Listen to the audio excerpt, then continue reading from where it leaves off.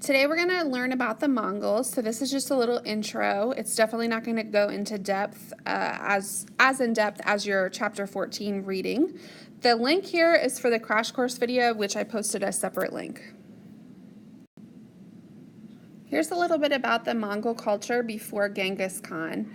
So the Mongols are from the area that is today Mongolia, north of China, and they were pastoral nomads, so they spent most of their time herding sheep and goats. You can see the landscape. This is what we call steppe land, so it does not have a lot of vegetation other than short grasses. It's a pretty harsh environment. So they were pastoral nomads. Their main foods were meat and milk that they got from their animal herds. They did have some grains and vegetables in their diet, but they were not farmers, so they had to trade with other civilizations for those things. The basic unit of Mongol life was the tribe. And before Genghis Khan, the tribes of Mongolia were not united. They often went to war against each other, and they only came together when they were under threat. Women had more rights than in a lot of other agricultural societies, and their leaders were elected by males of the tribe. They had no written language, and their religion was shamanistic. And we learned that a shaman was a religious person who was believed could communicate with spirits and have like healing powers and that sort of thing. So although the Mongols definitely had a culture, they didn't have written records. They had, in some ways, we might say less advanced culture than civilizations that surrounded them, for example, like the Chinese. So Genghis Khan, also called Chinggis Khan, was born in the 1170s at a time when the Mongols were very divided. And his family was abandoned by their tribe after his father was murdered. Murder and like revenge killings and all of that was very common in Mongol culture. And he came to power through a series of alliances, and also he developed a reputation as a very fierce fighter. And so in 1206, he was elected Great Khan, which is what Genghis Khan actually means. That's not his real name. So he was chosen as the leader of all the Mongols. And he set out conquering land, which served as an outlet for the energy and the fighting energy of his huge army. So the reason that Genghis Khan is considered so significant is before Genghis Khan, all the Mongol tribes were fighting each other. So they were spending a lot of energy trying to kill and destroy each other rather than taking that energy and focusing it outward. So what Genghis Khan did is unified them, brought the Mongol tribes together, and now they're going to take all that fighting energy and use it to conquer other people rather than killing each other. So what made the Mongols successful? Well, Genghis Khan reorganized the entire military. So military organization is one important thing you could put down. He divided up the military into fighting units. And what he did is he purposely took people from one tribe and spread them across many different units rather than just making each tribe its own fighting unit. He did this to try to break up tribal alliances because he wants people to identify with fighting for the Mongols and not fighting for their individual tribe. The military also had very strict discipline. So if you disobeyed orders, you could be executed on the spot. And so people tended to follow the leadership.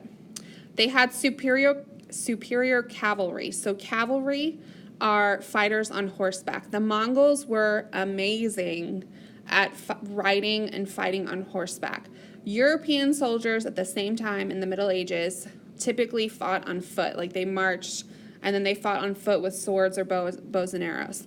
The Mongols fought from horseback, so they were very agile. They were excellent riders. They could sneak up on the enemy, and they could use their bow and arrows from horseback. One of the ways they were able to do that is through saddles and through the stirrup, which had originated in Central Asia. Their leaders were appointed based on merit, so they earned their positions rather than just like the wealthiest or or family ties. The leaders ate and slept in the same places as their men to reinforce that like we're all in this together and we're a unified force. When the Mongols conquered people and brought them into the military, they also spread them throughout many units so that they wouldn't, again, be loyal to just their one little group. The Mongol riders were able to cover up to 62 miles per day to surprise an enemy. So 62 miles is a really long distance in this time period. And so, like, you would not know necessarily that they were coming that same day if they were 60 miles away. So they could really sneak up on people. They also adopted siege techniques from the Chinese, for example, using artillery. So we know that gunpowder was invented in China during this time. The Mongols are really the first to start using that in warfare. So they used cannons and also then catapults to get over these, or destroy these large city walls. Because remember, the Mongols are living on the steppelands of Mongolia. They live in yurts. They don't have permanent homes. And so when they start conquering places like China, they come into contact with these civilizations that have huge fortifications and walls and castles and all this stuff. And so they adapt quickly and figure out how to get through those things, even though those aren't things that they have in their own culture. So now here are some things that show how their organizational factors help them be successful. Conquered people were used to build infrastructure like roads and bridges, so that helped them as they were conquering territory to be able to move throughout the territory more quickly. They used cruelty as a weapon of terror, so a lot of times people gave up even before the Mongols arrived because they'd heard they were so fierce and terrifying that people thought if we just surrender, maybe they won't kill us all. They took a detailed census in conquered lands to increase tax revenue. So once they came in and conquered, they would count the people to be able to impose taxes on them and make sure that everyone was paying their fair share. They also set up relay stations across the empire with riders and horses so that messages could be transported quickly throughout the empire. So diplomacy was important to the Mongols, which might sound counterintuitive because they're conquering. But for the places that they didn't conquer, they set up embassies and had ambassadors and really worked with foreign governments. They also resettled conquered people where they could best serve the Mongol Empire.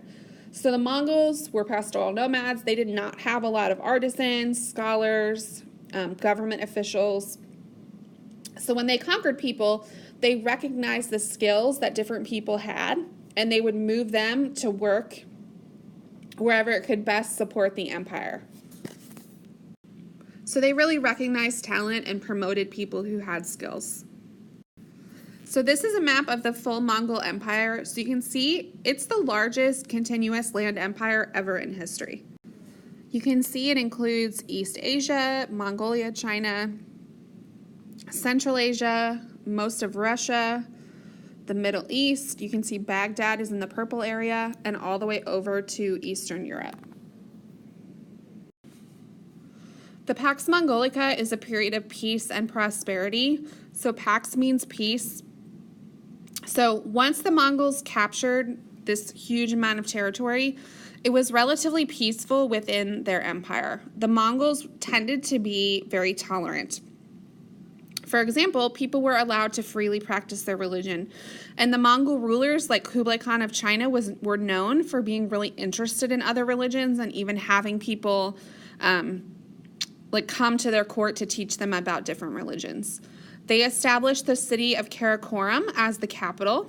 And because the Mongols had this huge amount of territory and people could move freely within that territory, like you heard in the video, there's a lot of cultural diffusion that took place.